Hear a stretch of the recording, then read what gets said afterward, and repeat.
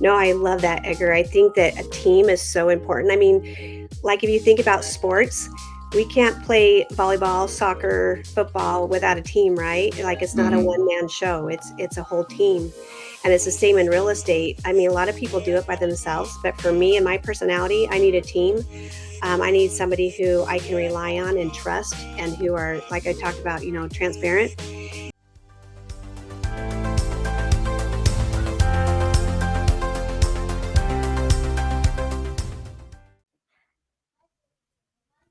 What's up, everybody? Oh, we're back again with another episode here, talking about private money lending, talking about investing in real estate. Today, I'm so excited. I got Nikkii with the double K and double I, yo.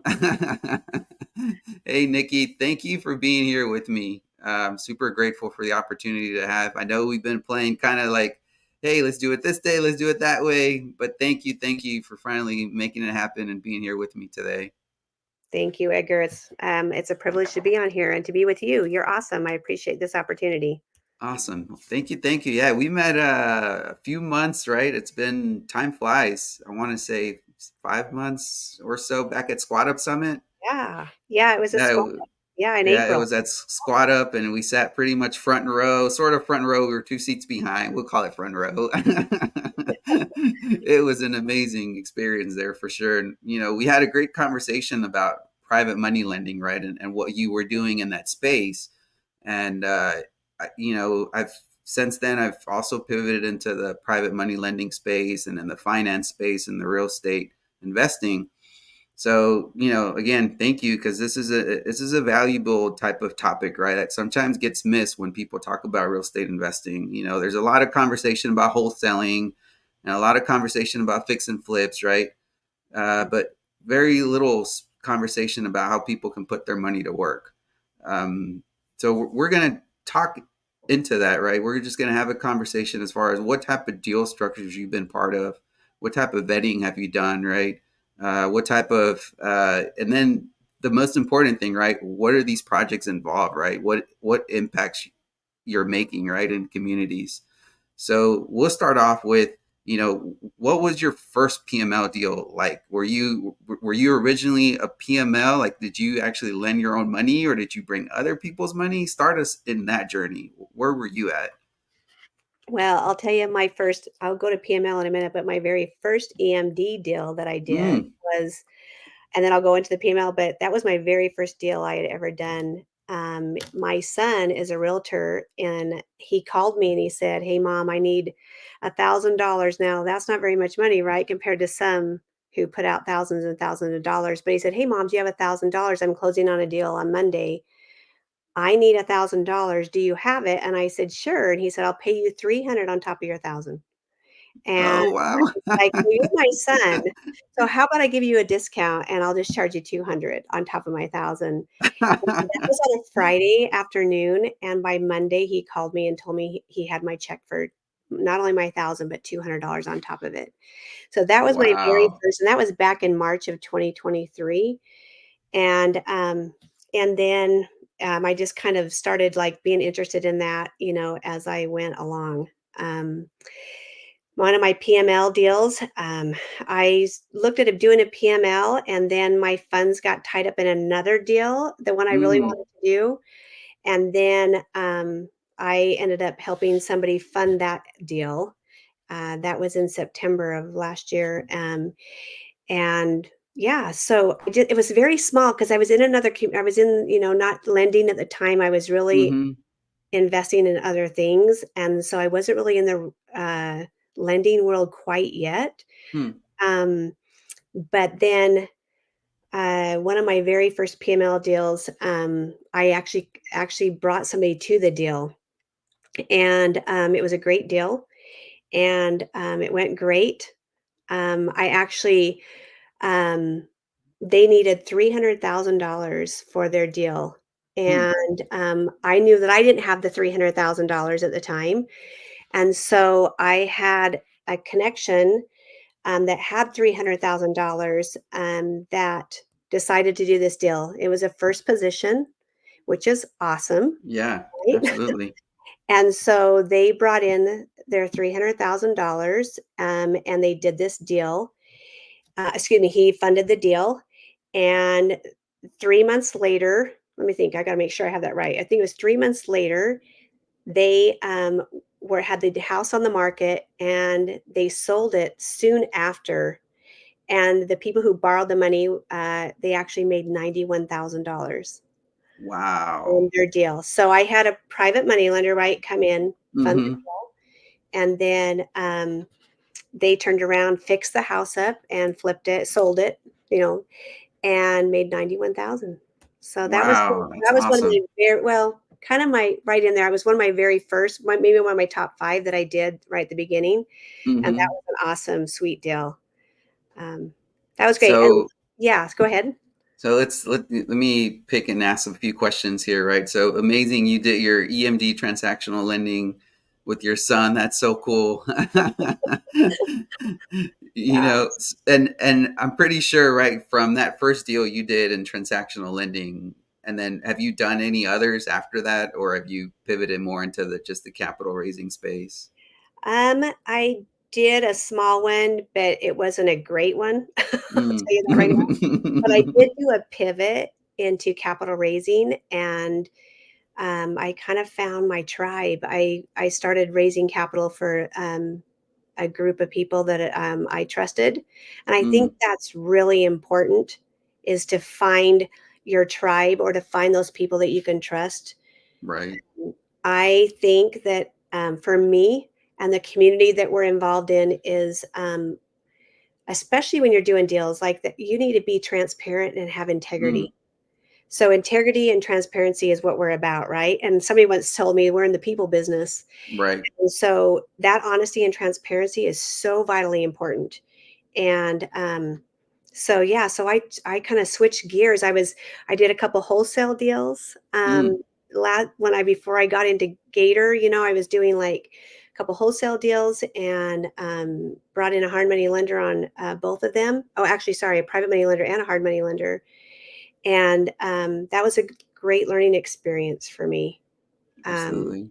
yeah, so That, um, so from right, so from the EMD world, right, you pivoted into capital raising, and you mentioned the tribe, right? You mentioned you need a team, right? When you're doing any type of business, right? You can't do it alone. You definitely need a team.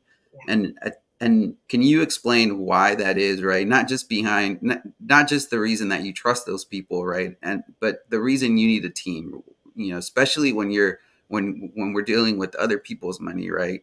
right, So if you were to break down your team responsibilities, right? Just say, hey, I'm pretty sure you guys have an underwriter, right? Maybe you can just break down why it's so important to have that team, that tribe with you, right? That you trust, but also the responsibilities probably each member has, right?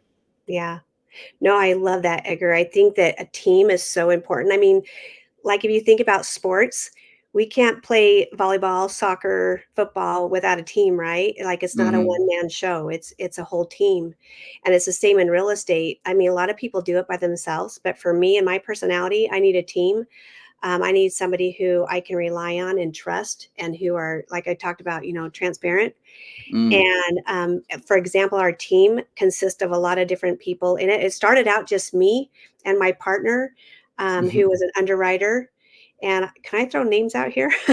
Yeah, yeah, absolutely. So Jason Park reached out Mm, to me at the beginning of January, and he just said, "Hey, you want a capital raise with, be a capital raiser or raise money for me for deals, and let's be a partner together." And I said, "Sure." And I wasn't sure what that looked like, mm, but I will tell you that. And it makes me kind of emotional thinking about it that because he was my partner, and I trusted him and his wife, like they were incredible people with integrity. But not only that, um, he was an underwriter. I am not, mm, right? mm. I am not an Perfect underwriter. compliment. So, yes. So when you have an underwriter, I remember I brought him a deal one time and I said, "Hey, I have a gut feeling that this deal is not good. Will you underwrite it for me and just tell me why it's not feeling great?" Like I had a private money lender who was wanting to put money on this deal. And he said, "Let me just run some numbers." And he ran some numbers and a couple things. And he said, "It's not a good deal, Nikkii. I can see things that you can't see on my end because of he has an 8-foot screen, right?" And so I was like, "Okay." So basically he had, all that information on there that I couldn't see, that there was a hidden lien on the property and more stuff that was going on that I could not Wow. see. So not only did he save me from a bad deal, but he saved my private money lender from a bad deal, right? And so a team, is where you can collaborate together. Um, Mm, you can discuss issues or concerns. You have maybe somebody who's good at underwriting, maybe somebody who's good at finding leads, maybe somebody who's good at, um, acquisition, or mm-hmm. somebody who's um, oh, what is that name? I can't think of it. Not a visionary, but a visionary as well, right? I'm a visionary, but an integrator, somebody maybe who's an integrator. So you have all these different talents and gifts that you're bringing to the table. Right. I can't do all those, right, by Yeah. myself. So I think it's that saying we were talking about this morning in a Zoom call. I think it's that saying that, you teach a man to fish, and then let's see, you teach a man to fish and you feed him for a lifetime, right? Mm, It's the same with absolutely. the team. I've started learning how to underwrite. I never thought I would. It's not my favorite, but I do like learning, right? And so Right. that becomes valuable in your business. Absolutely. Yeah. Yeah, it's so important, right? You said team, and how when as a team, right, you guys feed off of each other's energy, right, and each other Right. has their strengths. Yep. Whether you're learning the small underwriting, at least you can perform a little bit of the napkin underwriting, right? Probably to Mhm. save some of the stuff to Jason. Once you do your napkin underwriting, you're like, okay, it passed my level. Let's pass it on to the next, to the expert. So then it could make a little bit more of a process, right? It's more systematic process. I love Exactly. that. So we talked about the team, we talked about the deal, right? But one thing, right, that's super important as well is the borrower, right? Mhm. Uh, Currently in your team, how do you structure, like, how do you guys vet the borrower? What are systems that in place that y'all have put to protect, the lender who's bringing in the capital? Right. So, I'm going to talk about something I've done outside of my other team. I also have another team outside of our team, another team that Mm. we inside that team with Jason. I know that he is vetting. I'm vetting, the borrower, or Mm. the private money lender is vetting as well. I know that he's vetting borrower. I'm vetting borrower. So there's more eyes, Mm. that are on it. Outside of that, I just recently did a deal, where, the borrower was borrowing in second position, unfortunately, but there was enough meat on the bone Mm. where I felt secure enough. But what I did do, is I made sure the borrower knew that there was going to be monthly payments, okay, coming through a loan servicing company. Mm. And also that, not only that, that, there would be late payments as well. So we negotiated right back and forth on, what was going to be the payout, the ROI, and then the loan servicing company was getting set up as well. And so that is one of the things that I did to protect, and making sure there was collateral on the deal as well.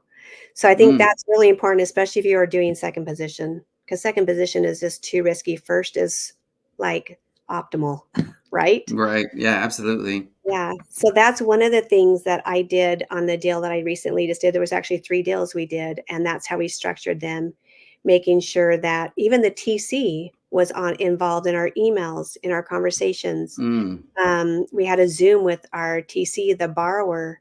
We had not only the borrower, but the contractor on there as well, right? So all partners on the deal, even the I private love money that. and the TC, were all on a Zoom together, which I think brings clarity, where Yes. we can ask questions and feel secure, you know. And also, Yeah. I'm at the point I've done it. I am getting ready to do it more, but like even having you know, um, like Melissa Palmer, I'll throw her name out there, Mm. having her vet that borrower to see if they're legit, right? And to see if they have a good credit, right? Because 'Cause they're not gonna Yeah, be able to refi absolutely. if they don't have good credit. Yeah, that's a good point. Yeah, and Melissa Palmer's program is amazing for sure. It's a good way to verify the borrower has enough, capital to back up his project, that to make sure that they're not over leveraging and stuff like that. Because It happens, right? When borrowers start over leveraging themselves, right? And they're Mhm. just having too many projects going at the same time, and then something bad happens, and then all of a sudden the whole domino effect happens. Exactly, exactly. So it's exciting, right? And I wanted you to share, right? Because I recall seeing an email about a deal you had, right? Where I think it was there was a big purpose behind it, right? And I think that's valid. That's so important to highlight that because it's as investors, right? Yeah, we all want to make money, but at the same time, just for that fix and flip, that example that you just shared, right, with where your investor made 90K, but Mhm. still, right, the value that they bring to the community by fixing that property up back up. But you've been involved in other types of projects, right? Besides fix and flips. Can you Right. share us a little bit about that? Sure. I'm thinking, which one do I want to share? So yeah, I've been involved in a couple other ones, some that are life changing. I think Mm, we helped with a. I don't want to go into grand detail because I don't want to no, yeah. other people, but I helped with something that was a project for human trafficking children. Right, the Mm, children that were being trafficked, and that project is a hospital that we help fund, like help fund to basically put in bedding and other necessities that were needed at that time. And we're getting ready to hear more about that. So I don't want to go into grand detail, but even doing like wholesale deals, right, taught me a ton. Just because I was helping somebody, I want to share one wholesale deal that I did. mm. So, and I know Pace would say, Nikki, don't do that. But I did, I was driving out of my hometown, population 600, and I saw a house that I was very familiar with that had gone on the market, and I was like, "I'm gonna call on it." So I called my really good friend that owned the property previously, and somebody from California had come in and bought this house. Long story short, I worked with that, seller for almost 2.5 months. He had several offers, and I finally got him down to 100K under asking price. Wow. And the cool part is that, I found a contractor who was going to work on the house and a hard money lender. This contractor was living out of his RV at the time, and needed a place for he and his daughter to live, like Hmm. at home. So he ended up living in the property and fixing the property up and paying back the hard money lender. And it is a beautiful property, like a beautiful property. Like he did Wow. a phenomenal job on it. And so not only that, it was a win-win for everybody involved, the hard money lender, the contractor, myself, and the seller. The seller knew that he needed to get rid of his house, even 100K under, because he wasn't going to sell it. It was on an acre of land as well. Wow. So that was a fun project to work on, and to be a part of. Yeah, that's pretty amazing. And you were able to help that contractor, right? And gave him somewhere to live. And then at the end, I'm pretty sure he made good money, right? Mhm. Yeah, After well, he yeah, fixed it and flipped it. yeah, yep. Yeah. God, that is so cool. So he's still And living in the property today. Like, he so is he he so owns he refinanced it. Yep, he refied it and he owns it. Yes, I should have clarified. Wow, that is amazing. That's such a cool story from him living in his car, and that's pretty cool. Good job, Nikki. That's amazing. Thank you. No, it's everybody. It's not just me, right? I never wanna take glory for it. It's everybody else. And of Yeah, course, God is in my life, and so it's everybody else, that is helping make these things possible, right? So, I had absolutely. people that were helping me, like my partner one of my partners, that was my brother. He was helping me on the deal as well, so I made sure I was doing all the paperwork right and all the things right, and that's what makes a difference is being around people like you, Edgar, right? Like, Mm, like-minded people that are doing the same thing that you're doing. I was not in real estate before this, so mm. Yeah, that's so true, right? Because you mentioned tribe earlier, and that's one thing, right? We always say your vibe attracts your tribe, right? And it's so important, right? You always want to be surrounding yourself with like-minded individuals that want to help, right? right, It's not about the money, right? I think the money comes with the things you accomplish, right? The value you bring to society, but right, it's so good, right? You're able to create a solution, bring a solution, and that's and then you get paid on that, right? So it's pretty cool. You were able to help that general contractor. Now he has a place to live. you know, you guys made a little bit of money. You solved the seller's problem where he said, hey, you know what, it's okay if I'm 100 less than 100K, because he sometimes that's the thing with sellers, right? They don't understand that there's things that need to happen, right, for their Right. house to get value at an X amount of money. Mhm. And they just see that Zillow listing, Zillow estimate, and they're like, yeah, that's how much my home is worth. Exactly, exactly. Yeah, and that was a win-win, really, it was. He had gutted the house, the seller had, clear down to the 2 by 4s. I call it a skeleton Wow. house, but clear down the 2 by 4s, no bathroom, no toilet, no sink, no kitchen, nothing. So, I was like, "Someone's no one's gonna buy this for $369,000, right?" So, we were able to get him down, and it was a win-win for everybody. Yeah, and then you said it took over 2 months, right? So that's another gold nugget for those listening in. You know, somebody Caroline Kane always says the money's in the follow up. The money's in the follow up, right? Yes, So it doesn't matter in what business sector you're in, right? Whether it's lending, whether it's wholesaling, right? Whatever it is, the money's in the follow up. So it's always having those follow up conversations, you know, making sure that you have a solution for your client. That's, you know, that, and then it's gonna happen. I agree, Edgar, and you hit on a key point because the follow-up and also during that follow-up, Pace Morby always says, "Find the bunnies."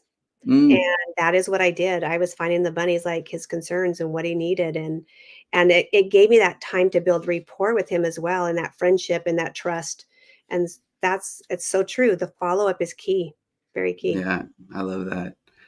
Hey, Nikkii, you know, we touched a little bit about EMD, your capital raising journey, right? You were able to find a tribe. You've been able to create amazing solutions for some folks, right? That hospital, I can't wait for you to share more, right? Once it's all complete, because that is an amazing cost, you know, what you're doing there.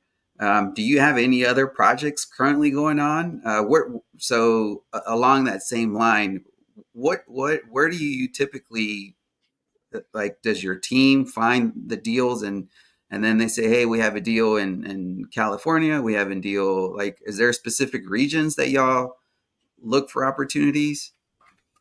Yeah, that's a great question, Edgar. So, yeah, so our team with Jason Park, like he's anybody can bring us a deal as long as it makes sense, right? Because Mm, we're going to underwrite it and making sure that the numbers are right and it's in a good location. Then we will most likely fund that deal. Um, that being said, like there's a lot of deals out there, and 99% of them are bad. 1% is yeah. good, right? Mm, And so we will, vet and underwrite, make sure it's good. We are doing a deal right now in the Big Island of Hawaii. Um, wow. and so that's going to be really cool. It's kind of a retreat health center area. And so that one we are working on funding as well right now. And hopefully it'll be a retreat for some of our community members. Not sure where that's going to go. So don't put that out there, but Wow. who knows? Who knows what will happen? But and we have other deals coming right now. Just depending on how the economy goes too. We're kind of Yeah. watching what's going to happen there. But we're looking also at longer term holds, which is hard for some, Mm, but it's also more secure too, making sure that sure. can get out of this recession like thing and make sure our money is secure. Yeah, that's a good point, you know, because there's so a little bit on the capital raising, right? You mentioned longer plays, right? We've covered a few fix and flips. How do you manage conversations with the people you're raising capital from? You know, do you ask them, hey, what's your goal with this money that you have in your savings or your old 401k, right? Because that puts you in an understanding, right? As far as, hey, yeah, you want to keep your money in the long term, right? We may have a deal that we can keep it for 2 3 years. I'm Right. curious, how do you manage those conversations? That's interesting you asked that because I was just asked a similar question this morning in a Zoom. But one of the things I love, Edgar, I think is vitally important is when you're networking, because networking is amazing. Like Mm, getting around those people that you can trust, right? But networking is also key as much as follow up, right? mm, You're building friendships. So my most important thing is to build friendship mm, and trust. Not only that, I always give my lender, right, the option. I never say, hey, there's this deal, I need you to fund it. I would never say right, that. right, I right. say, I have a deal. Why don't you look it over and determine if this is good for you or not? If it's Mm, not, it's okay. If you want to get in on the deal and we have let's say we have a 2 week, 2 weeks until we're going to close on a deal. I would say to them, we have 2 weeks till we're closing. You can give me a soft commitment. If you decide to back out in the next couple days, it's okay.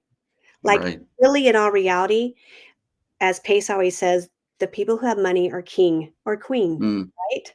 mm-hmm. So I always make sure that they are treated as such. I might fall short because I am not perfect, but I make sure that I am building that rapport to where they have the choice and they have the final decision, not me, right? Mm-hmm. And so I'm always making sure that they are that the deal makes sense to them, and that is where they want to put their money. I don't want to put them in a deal that's not bad. I have had a bad deal, a couple bad deals with some private money lenders. I would never want to put anybody else in that, to be transparent. Right. And so I want them to make sure that they feel secure and that they feel like this deal is something that they want to fund, not me, right? Mm-hmm. Mm-hmm. And it's not about my money. It's not about what I'm gonna make. It's about what they're gonna make. Because normally when Absolutely. I do these bigger deals, like with Jason Park, we are not getting paid until our private money lenders get paid. Mm, I'm not getting paid at first closing. I'm getting paid at second closing. Okay. So yeah, that's closing, right? Like when they sell it or right, right. flip it. So I'm waiting with them through the whole process because I feel like that's the right thing to do. It's about their money. Yeah, that's true commitment, right? That's being there with them through the entire process and not just, hey, yep, we put your money to work and then well, we if it doesn't work then Sorry. yeah, no, that is definitely not the right approach. Yeah. Yeah, so that's an awesome approach. I recall I was talking to Philip a while back and he also mentioned something where he gets private money lenders for his fix and flips, but he gets them towards the back end. So Mm, if for whatever reason he needs an additional money, right, by then the property's already been renovated to the point where it has enough equity in it. So it's mm, safer to go into a second position.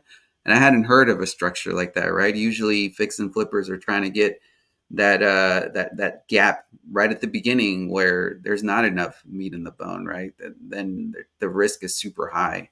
So absolutely. yeah, I love the way you're structuring your deals because that brings even more security, right, and even more trust to a transaction like that. Because to your point, you're not making money right off the bat, Right. right? You want it to be a win-win for everybody.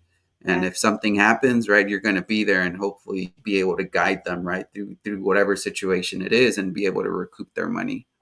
And making sure too, like if you are doing a construction draw, excuse me, if you are giving money in, right, making sure that that money is being held in escrow, right, and Mm. and that construction draws are being done on that, not just sending $100,000 to that borrower to put in his pocket, right? Right. You wanna make sure that the money is being secured, whether it's, I mean, there's multiple ways, right? But just making sure that it's being secured. Um, yeah, not sending it to the borrower. No way. Yeah. Yeah, no way. Wow, I really appreciate our conversation, Nikki. I value your time. Thanks for taking time away from your family, your business, and hanging out with me here today, talking about your journey in the space. I'm always fascinated, what all of us accomplish, right? Because each instance is different, right? Each deal structure is different. But one thing that's not different, right, is always securing our lenders, right, and making sure that we put them in situations to win. Do you want to share anything else with my with my community? With my YouTube channel. The folks out there. Any takeaways you like for them to know? I would And just say, first of all, I just say thank you, Edgar, for this opportunity. But I also want to say that I really appreciate you, and I enjoy watching your podcasts and your Instagram. thank And you. I really appreciate you. And I remember when the first time I met you at Squad Up, I was like, this guy is likable. Like you are so sweet and so kind and trustworthy. And I really appreciate that. That is something that is a great character. You have Awesome. a Thank great you. personality. So I appreciate you. And I think the last thing I would say is stay safe out there when you're doing deals. Don't be, I know that Jason Park one time told me, don't be too quick to jump off a cliff in doing deals, right? If you're running so fast and you're going to be jumping off the cliff, what are you landing on? Are you landing on water or rocks, or what are you doing, Mm, right? And so just be careful out there, because you're messing with people's money, and it's very important to make sure it's secure. And sometimes you can't determine the outcome. Sometimes there might be a bad borrower, even if you vetted them, and maybe something happened in their life where they become dishonest. And that's unfortunate for our community and for hmm. our, like, our real estate investors. I mean, the whole Yeah, thing, right? right. So I would just say be strong and be, smart when you're investing out there, and make sure your deals are secure. Um, and yeah, and enjoy it. It's so fun. There's so many avenues in this real estate world, that is just unbelievable. Like, ways to make money, Mm, it's like beyond my comprehension, really, because I didn't do this before. I delivered babies before this. Like, this is beyond me, right? And so just stay safe. That's would be the thing I would say. Stay safe. yeah, stay safe. I love the way you end it, right? And then one last thing I wanted to tag along that you mentioned again earlier is, and I want to highlight, find your team, right? You can't do this alone. Right. So, make sure that you go with people that are experienced, right? That are doing it, that have a team in place that can underwrite a deal for you, right? Don't be afraid to ask questions, right? That's the worst thing somebody can do, right? Always ask questions. And Mhm. um, but again, super grateful for the opportunity, Nikkii. Hopefully we connect here on in a future opportunity together, and we collaborate. Super excited. Thank you No, again, thank Nikkii. you. I appreciate you. Thank you. I want to say one more thing about a team. Just remember, you are still on the runway Mm. until you get your team. Then you can take off, right? Because Oh. that's when you start to elevate. Like, literally, you're on a runway until you get it with a team, because you're the only one flying the airplane on the runway until you get your team and you're able to take off. Okay. So Oh, I love it. Way to end it, Nikkii. Yes. thank Awesome. you. I agree. You're a Thank you. sweetheart. Appreciate it. Have a All good right. night. Good night. Appreciate